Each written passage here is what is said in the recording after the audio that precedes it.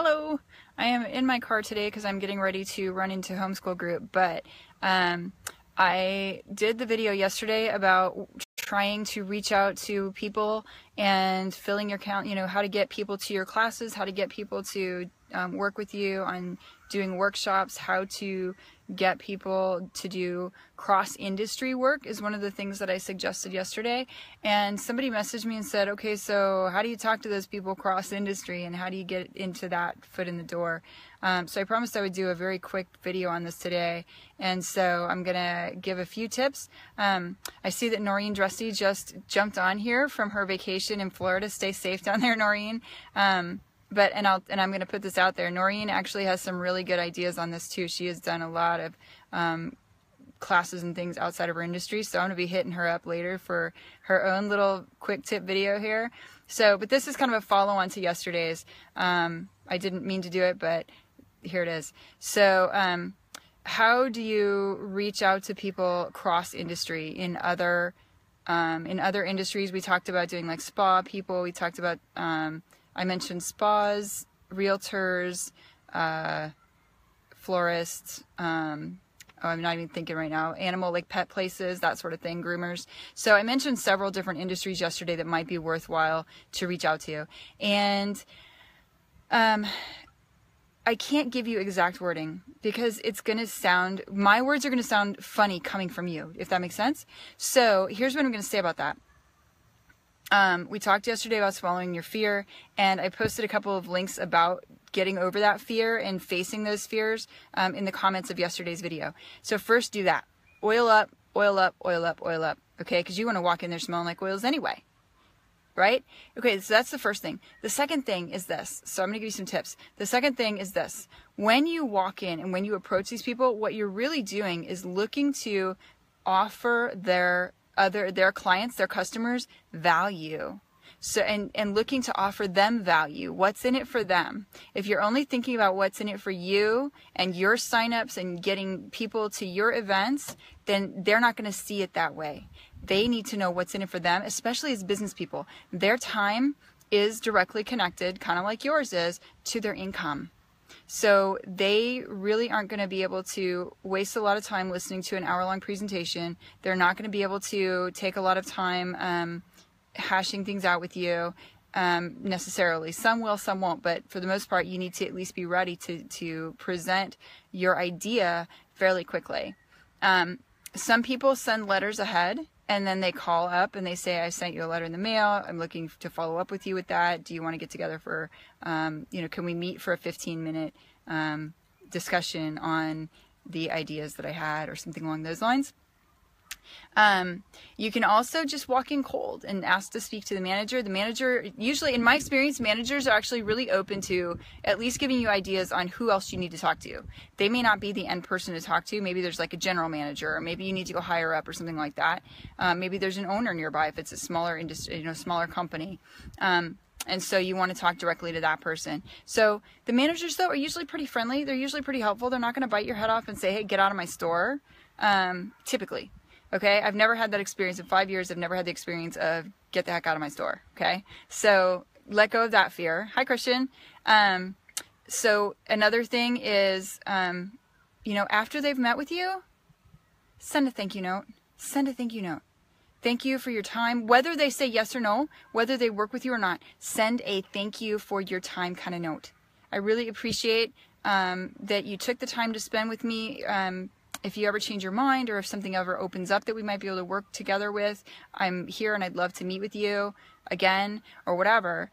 And quite personally, take one of your lighter scented oils. Even Abundance is not light scented, but it's a nice oil.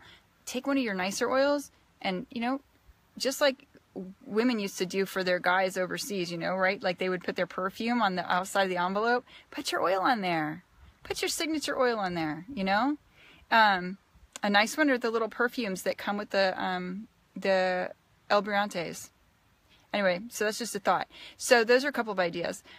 Something else, like I have approached realtor friends or realtors that I know in the area because they're always posting stuff about this open house or that open house. I've approached them by Facebook Messenger. And I've said, hey, I saw your post about this house and that you've got the open house going on. I have an extra diffuser. Do you want to try it out? and put it up in your house. It doesn't cost them anything, might make them a sale. And if it does, you know, and the only thing I ask that they do with that is that if somebody asks about the diffuser or if they ask about the smell, I ask them to give out my business card. So that's my win, and they also potentially get a win because they have a nice smelling house that they're showing. So that's how I approach realtors. Pet stores, I'm gonna or groomers, that sort of thing. I'm gonna approach them maybe with a couple of samples of the Young Living Animal Sense bath bath soap or something like that, and I'm going to approach them with that and say, hey, do you want to try this on your next couple of clients and see if they might be interested in attending a workshop about how to take care of your pets in a toxin-free way or something along those lines. One of the things that I'm doing right now, and this is a little bit of a veer off, but as I'm thinking about all the hurricanes coming up the coast and Irma and this sort of thing, what's one of the things that pet owners can really use in that moment when you have a huge storm coming up? Stress away. Stress away. Peace and calming. Right up over the dog's head, right? Our people care about their pets. So going to groomers and that sort of thing, offering them little samples or something like that, that's a big thing. So I'm going to be talking that up this weekend. And I'm going to offer that out on Facebook. So that's another way to work on a cross industry connection with the groomers or something like that. So if you're looking for, all of this is to point to and say, look for the things that are going to be a win for them and a win for their clients. A win for them as a business owner and a win for their clients. Look for those things and you're going to be able to make a much more solid and an easier connection. So if you give those little sample packets, I don't know if you've seen me talk about, they're little packets. They're not big. They're like as big as my two fingers here. And they cost, like, I get 100 of them for $9 on Amazon or $8. They're all kinds of different colors. You can put a little sample in there of Thieves household cleaner or of Thieves laundry soap or Animal Sense shampoo. You can put a little samples in there. You can give 100 of those to a groomer or give 50 to one groomer and 50 to another and say, these are for your clients, as an option to try out. See if they would be interested in you offering services that are non-toxic and chemical free. That's an upsell for them, meaning they can charge more for that, and it's a win for you because they're going to come back and order more of that Animal Sense soap from you, or they're going to sign up as a distributor so they can get it for themselves. See how that works? So it's a win for them, it's a win for you, and it's a win for their customers. So if you are able to find that connection, that's what's going to take you a long way in cross-industry discussions. So I hope this helps for you. I've got to get into my homeschool group because my kids are already in there without me. And but I wanted to throw this out there, and I hope it was helpful. And if there's more questions that came from yesterday's video, or if you have questions about this that you want to discuss further, I love to brainstorm. So just hit me up and we can do a brainstorm session for what you're looking to do, or we can do a practice session and I can pretend to be your, local realtor or whatever, and we can work something out because I love to see people win. I love to help people out, and I love to brainstorm. I'm all kinds of yellow, guys. All kinds of yellow. So I'm going to talk to you guys later. I hope this was helpful. Bye.